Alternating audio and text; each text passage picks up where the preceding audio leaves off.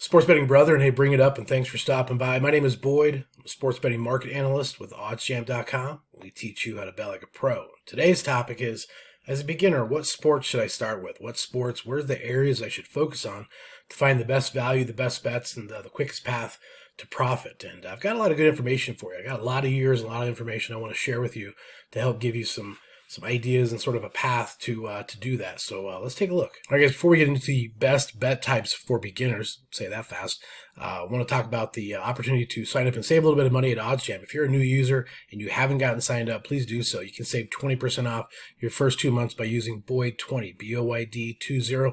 That's a chunk of change to add back to your bankroll, make some extra money with. So please use that promo code. You can use the QR code here. Get that scan, get that signed in. When you get signed up, let them know, let me know. I'd love to help you get started and get the profiting very quickly using all the tools and all the resources. So here we go. Let's take a look at the bet types for beginners.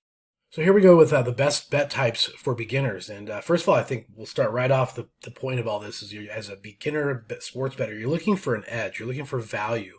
In order to find value, you have to find inefficiencies in the market. Well, the most efficient markets are such as the NFL. NFL is the most efficient market, the most difficult, the most challenging, and specifically the mainline bets. And so you're looking at point spreads, money lines, and totals. Those are the most difficult. And I think if you look at it from an efficiency standpoint, you'll find the most challenging for any of the pros and anybody that's out there trying to win consistently at NFL mainline bets. That's the area where you would not want to go. So let's go where you would want to go. Take a look. So if you envision efficiency in the market being sort of like a cruise ship, a gigantic cruise ship out in the ocean, very, very large, right? Very huge, very difficult and slow to move in directions. If you want to turn that around, that boat's going to take a long time to go left or right, etc. Imagine a smaller ship, a smaller boat, really quick, really easy to navigate. That's sort of your smaller markets, your less efficient, less traveled markets, such as player props and derivatives or alternative markets. Alternative markets are things like first half, first quarter, totals on the first half, totals on the first quarter, third quarter, things like that. Player props are things like, is this NBA player going to have over or under a certain amount of points or assists? And you can dive even deeper on those levels of less efficient markets to find even more value, and I'll explain that. Another way to think about and consider the markets is you ask yourself the question, who's betting on this, right? Who is betting on this? If it's an NFL side, like a San Francisco-Detroit championship game, the entire world, everyone and their brother is betting on that. So, of course, the massive amounts of data, the massive amounts of information that they have already from the season is going to be the most efficient market, the most efficient thing you can get yourself into.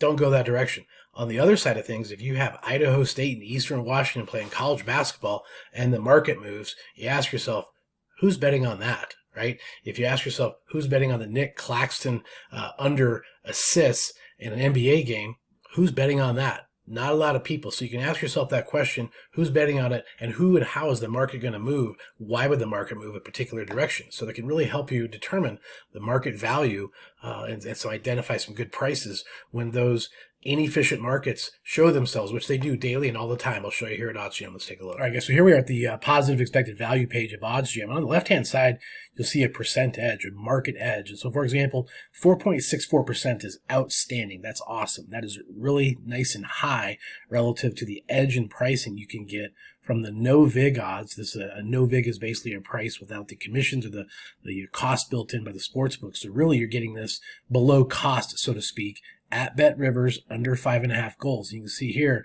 it shows you through the green highlight here, comparative to the pinnacle price. It stands out. It's an outlier and is a good value. Market width of 24 is really good, but it's giving you the exact wager, and it's setting it up here on a Kelly criterion wager amount suggested or recommended for your risk tolerance that you could play this. And so, you may want to scale down a bit if you don't feel comfortable in betting such a strong underdog here, but it's really giving you the dollar and the value edge. And so what happens if you look a little further and you jump in and hit the event page? It's going to open up the pricing. Okay, it's going to be an alternative market bet. I mentioned derivatives or alternative markets. This is the mainline market bet on the total. The over-under is set at about 6. And, of course, you can go above that and beyond that in pricing. And you can see here this 5.5 is standing out. It's really an outlier here at Bet Rivers. Now, you can scroll down and see further in-depth market action relative to, going down even further, sort of like an options chain, options chart.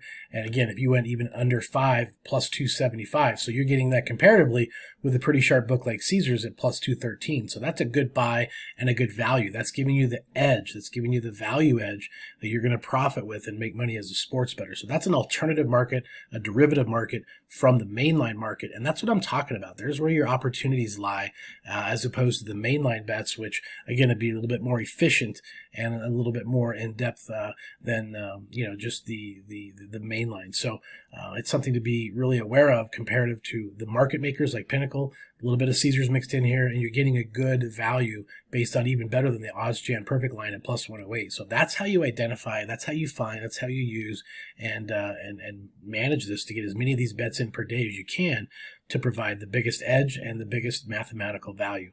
And I wanted to show you another tool or another part of this OddsJam data that's really, really cool, and that you can take a look here on the chart relative to 27 minutes ago. This price was plus 126, and it's moved up and down the scale a little bit. But you can kind of track and trace it to where it's going and where it's heading. So this plus 125 is just sort of where it's currently at. But this is a nice thing to do, is have the ability to track the price with the sports book and kind of see where it's been headed, where it's going, and just the direction of its overall price. Now this one's going towards the favorite. This one's going this other direction. So that's, again, another possibility that you may scale back a little bit because of that market direction. But still, this price is almost too good to pass up. So that's something to consider in how you handle and how you manage these wagers. And you can see a whole list here on the left-hand side.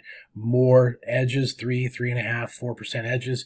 You can see some player points, player prop type bets that I mentioned. You can see some mainline bets. Again, a lot of player prop type bets. And so, you're asking yourself, who's betting on Brandon Miller under 24.5 points, rebounds, and assists? Right?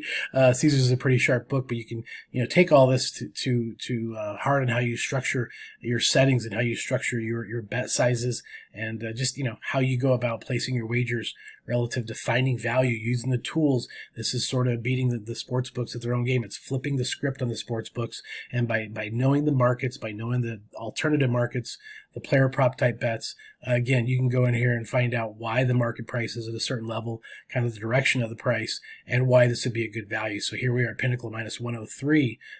You don't see any data there. I apologize. You can see that this is an outlier, and you can compare that with the rest of the market. And so again, that's a good opportunity mathematically to profit as you're beating the no vig line. So something you might want to, again, put some funds on that game, giving you the answers to the test. And this is why you would really start with the player prop bets and the derivative or the alternative markets, and maybe slowly get into the mainline markets and understand the efficiency and the timing of those. All right, guys, there you go. There's some data and some information on why, if I was a beginner, I would start at the player prop and alternative or derivative markets first. Build your way up, work your way up, build that bankroll up, and kind of take that strategy of using the edges, the positive EV bets in those markets to find wagers where the majority of the public is not, and you find those outlier prices. That's how you do it. That's how you find the mathematical edges using these tools. It works. So hopefully you'll find a lot of success in that. And again, if you want to get signed up using Boyd20, you'll save 20% off the first 2 months at OddsJam using all the tools, all the resources.